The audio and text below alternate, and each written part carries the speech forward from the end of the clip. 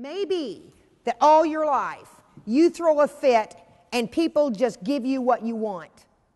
Or all your life you throw a fit and the consequences are not quite so bad. You can't do that with me. And you know why? I don't need you in this program. You need the program. You want to be reunited with your child. And I imagine you had a lot of anger about that too, and still do. You were the one that was using drugs. You were the one that committed the crime against the state. And the consequences are huge for you.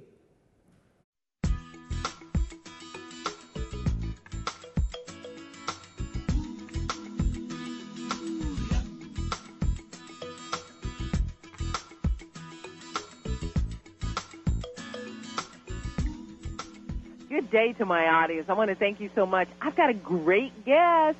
I have The Last Shot with Judge Gunn. You going to see her, or you have seen her on television. Judge Gunn, welcome to the Valder Beebe Show for the first time. Well, it's my pleasure, Valder. Thank Well, you. I mean, I'm so excited. Tell me about your premiere show, Last Shot with Judge Gunn. What are we going to be seeing? You are going to be seeing a different kind of television show. And it's not a judge show as much as it is a documentary series. And it's about people that have pled guilty to a felony and crime that they've committed because they are a drug addict or an alcoholic. And you will be seeing their journey, because instead of going to a penitentiary, they're coming into an independent, intensive outpatient program, and they're receiving treatment. Okay, I have a question for you. You bet. And you have to forgive me. When bet. someone commits a felony, is that like a crime against the government or something? It's a crime against the state. Like a misdemeanor is a crime against a city ordinance or a state statute. A felony is against the state. Okay, great. So instead of going to a prison, these are people that, when I hear the judge says 30 days, well, we'll take the famous case, Lindsay Lohan. She used to go to rehab. Is this kind of the same thing? It's the same thing, except that she goes to rehab, right? And on Mondays, she's in group therapy. Tuesday, group therapy. Wednesday, group therapy. Thursday, moral recognition classes. She's randomly drug tested at different times every other day. She's working her outside meetings. She has a whole list of things she has to do every week. And she comes before me. And I go through everything about the program that she has done or has not done. And we address it. And then I'm the one that decides whether or not she's compliant and whether or not she graduates from the program or terminates. Why do we as a society give our lives over to people like you? And no, nothing against you, but, you know, this sounds almost like parental work, law work. People give their lives over by doing the crime. They give their lives to you guys. Well, you know, Valder, what we did before this, before we had these kinds of programs in place in this country, what happened is they'd go to jail or to a penitentiary, sometimes 10 years, sometimes 40 years. And then if they were paroled out, they go exactly back to the same environment and use more until they committed the next crime. And it became a swinging door.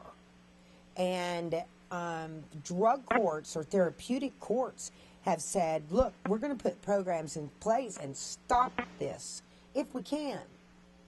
Are you guys as busy as the other courts?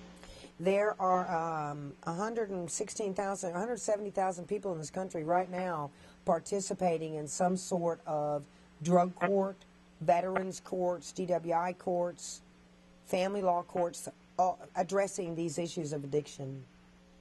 How can families, or do the families play a part in this when you do the Last Shot with Judge Gunn? I'll tell you, Valder, the families, the love of the families are so incredibly important to the particular participant in their sobriety. churches.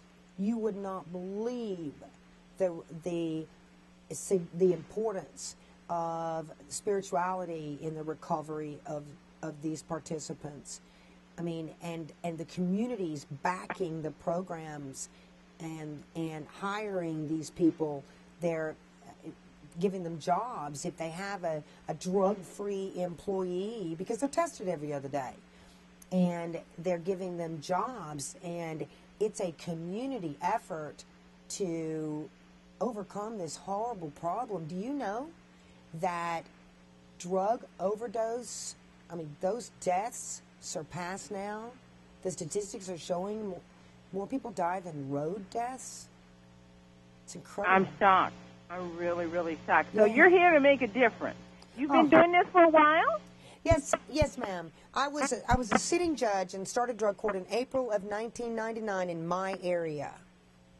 And then I retired from the bench this year to bring this program and to help bring this program with our members of the treatment team.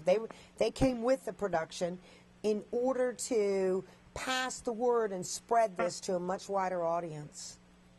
I'm so excited that you're doing this, because I know there is such a need for this. I really hope I think people look at TV to see what they can identify with, and I'm really hoping people identify with this, or if nothing else, the family members. I was talking about smoking. You know, they put warning on smoking packs, right? Everybody reads that except the people that smoke. So I'm hoping that the family members really get something beyond entertainment from this. They can say, oh, that's my little so-and-so. Maybe we need that kind of help. I really hope this makes a difference, Judge Gunn. I'll tell you what, not only do I hope it makes a huge difference for the people that now need treatment, but the key to this, Valder, is prevention. Don't, for our children to stop taking pills, to stop smoking marijuana, experimenting in gateway drugs, and to let them know what can happen. Because it destroys lives that are otherwise just that have incredible promise. And for parents to be better role models. And what I mean by that is, my husband and I we love wine. We always drank wine with our meals. Our kids saw that because we were a sitting down family. My adult kids do drink wine, and hopefully socially responsible. So I know behavior influences our children. Oh, absolutely. I mean, we've had participants in drug court that said that then when their parents got up in the morning, they used drugs, and they would it would be smoking marijuana or sometimes methamphetamine in a needle. And then here they find themselves, and they say, that was my way of life. That's what we did. And of course, what I want to do is I want to say, look, you need to learn how to pay your rent and write a check for the electric bill, and you need to help your parents. But then what do? Do you send them home with their parents for Christmas, knowing that in that environment they're going to come back positive to the program? They're going to shoot up? I mean, golly, those kinds of problems are not nearly as rampant as everyone suspects. This is not a problem that is defined to people that don't have an education and are otherwise unemployed. It's a problem that affects everybody. People with PhDs, all the way down, because they start at such a young age. Well, it sounds like you're going to be outing us on your show, The Last Shot. I can't wait. Where can we see it? Well, or is there a website you can send us to find out information for our area? Yes, there's a website. It's judgegunn.com. Sounds good. We will be watching, because I know that you are going to send some shockwaves through daytime television. Well, I think you're going to find the participants will, too. They're great people when they work the program. Great. Judge Gunn, thank you so much for taking the time to talk to us about a very important part of society and a part of the 21st century. I really, really send you the best, and we will be looking for The Last Shot with Judge Gunn. And thanks for being a guest on the Valder Beebe Show. Thank you, Velda Beebe. It's been my pleasure. Thank you. I'll be watching. Okay, take care.